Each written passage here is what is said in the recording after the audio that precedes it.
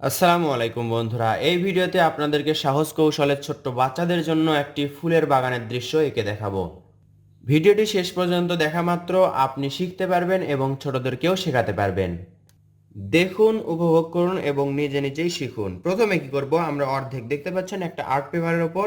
এটা যদি অর্ধেক হয়, এই দুইটার যদি অর্ধেক হয়, এই অর্ধেক উঁচু থেকে এভাবে করে একটা দাগ ভাঁজ করে দিব।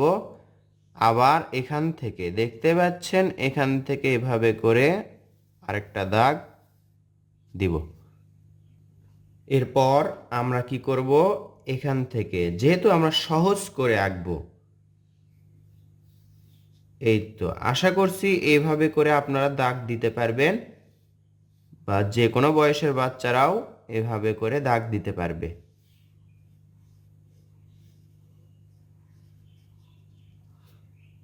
এখন এখানে আমরা ফুলের গাছ আঁকবো। দেখুন কিভাবে একটা চ্যাপ্টাকৃতির গোল করলাম। এটা কিন্তু চ্যাপ্টাকৃতির, একেবারে গোল না, এর উপর দিকে আরেকটা গোল করলাম। এটা হচ্ছে ফুল আঁকার সহজ কৌশলটা দেখাচ্ছি আপনাদেরকে। এইভাবে করে একটা গোল করলাম, ফুলের পাপড়িগুলো আঁকছি আমরা। এভাবে কিন্তু আমরা পাপড়ি আঁকি, কিন্তু এভাবে করে ফুল আঁকলে, এই কৌশলে যদি ফুল আঁকা হয় তাহলে দেখতে সুন্দর হবে এবং পারফেক্ট হবে। আমরা কিন্তু দাগের বাহিরে যাচ্ছি না। এই তো,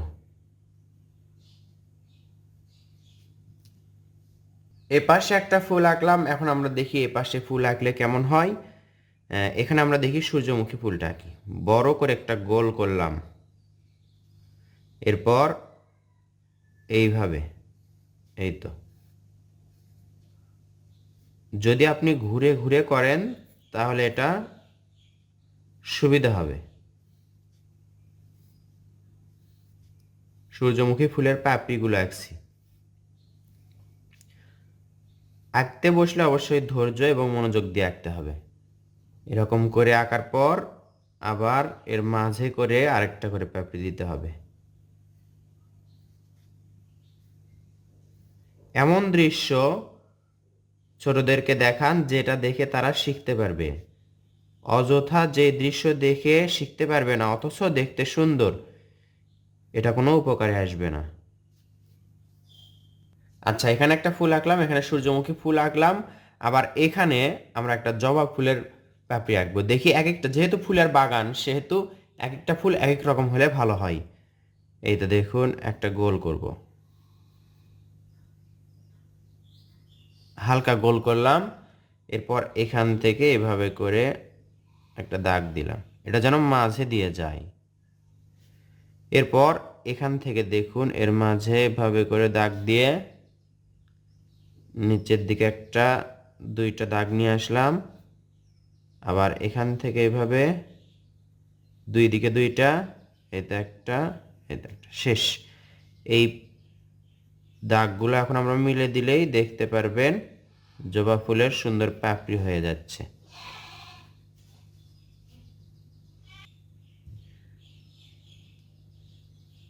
পাঁচটা পাপড়ি হলো।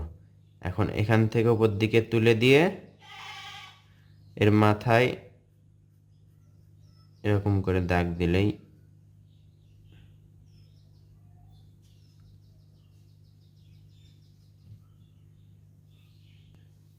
জবা ফুল হলো। এটার সাথে আমরা ডাল দিলাম। এখন আমরা একেবারে সহজ একটা ফুল আঁকবো, যেই ফুলটা সবাই আঁকতে পারে। এই তো এরকম করে দুইটা, তিনটা, চারটা, পাঁচটা পাপড়ি। এটা হচ্ছে সহজ একটা ফুল। আচ্ছা, এটার থেকেও আমরা ডাল দিচ্ছি। এটা হচ্ছে সোজা ডাল।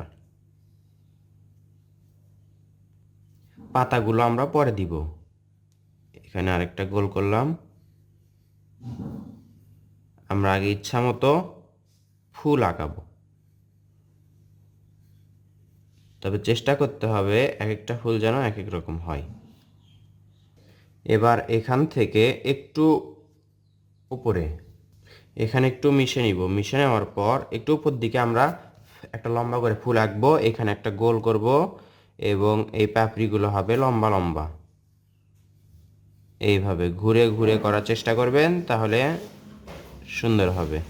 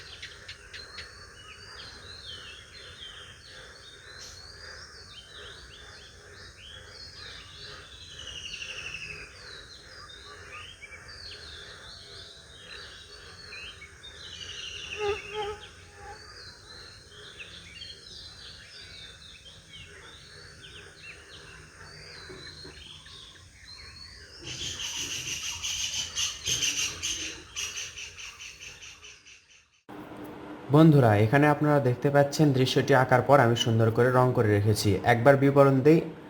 এখানে হচ্ছে আমরা আকাশি রং করেছি এবং নিচের দিকে গাঢ় রং, উপর দিকে হালকা রং, নিচের দিকে গাঢ় রং, অথবা আকাশি রং করে উপর দিকে একটু সাদা রং দিয়ে ঘষে দিলেই এরকম হবে। উপর দিকে হালকা সবুজ রং, নিচের দিকে গাঢ় সবুজ রং, উপর দিকে হালকা সবুজ, নিচের দিকে গাঢ় সবুজ। এরপর এখানে আমরা কমলা রং করেছি, তারপর মাঝে হলুদ রং করেছি। এই যেটুকু রং করেছি আশা করছি এই রঙগুলো আপনারা দেখে দেখেই করে নিতে পারবেন। এখানে দেখতে পাচ্ছেন নিচের দিকে গাঢ় রং, উপর দিকে হালকা সবুজ রং।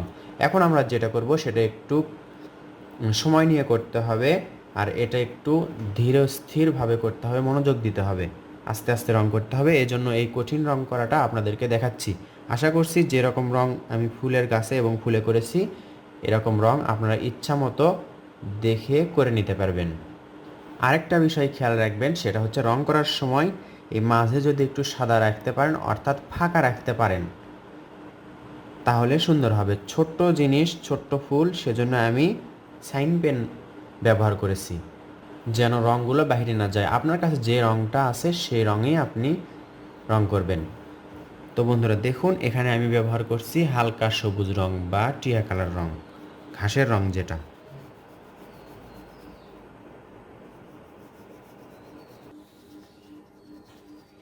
এটা দিয়ে রং করে একটু দ্রুত করে দেখাচ্ছি আপনাদেরকে, আপনারা আস্তে আস্তে রং করবেন।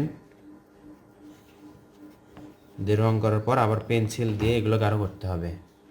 দেখুন, এভাবে করে পেন্সিল দিয়ে একটু গাঢ় করলাম। এভাবে করে প্রত্যেকটা ফুলের যেগুলো দাগ আছে সেগুলো আমরা পেন্সিল দিয়ে 4B পেন্সিল দিয়ে গাঢ় করব। প্রথমেই বলেছিলাম রঙগুলো আমি করে নিয়েছি এরকম সাইন পেন দিয়ে, ম্যাটাডোর আর্টিজা সাইন পেন দিয়ে। রঙগুলো যদি আপনাদের কাছে এগুলো রং আগে সাইন পেন দিয়ে করে নেওয়ার পর এই মাঝের রঙগুলো যদি গাঢ় হওয়ার কারণে যদি ফুলগুলো হাইলাইট না করে, মানে ভালোভাবে বোঝা না যায়, তখন একটা কাজ করতে পারেন, এরকম একটা ব্লেড নেবেন। ব্লেড নিয়ে এই যে রঙের ওপর দিয়ে এইভাবে করে তুলে রঙগুলো হালকা করে দিবেন। দেখুন, সহজেই কিন্তু রঙগুলো হালকা হয়ে যাচ্ছে। এখন দেখুন ফুলের গাছ বা ফুলগুলো অনেক সুন্দর দেখা যাচ্ছে। এভাবে করে গাঢ় রঙগুলো হালকা করে নিতে পারি। দেখুন, আগের থেকে কিন্তু অনেকটা সুন্দর লাগছে এভাবে করার জন্য। এটা একটা টেকনিক, শিখে নিন। এই তো অনেকগুলো রং উঠে এসেছে। তো বন্ধুরা, আশা করছি ভিডিওটি দেখে আপনারা উপকৃত হবেন। ভিডিওটি দেখে শেষ পর্যন্ত দেখে নিজে শিখতে পারলেন এবং অন্যকেও শেখাতে পারবেন ইনশাআল্লাহ। ধন্যবাদ সবাইকে। আসসালামু আলাইকুম।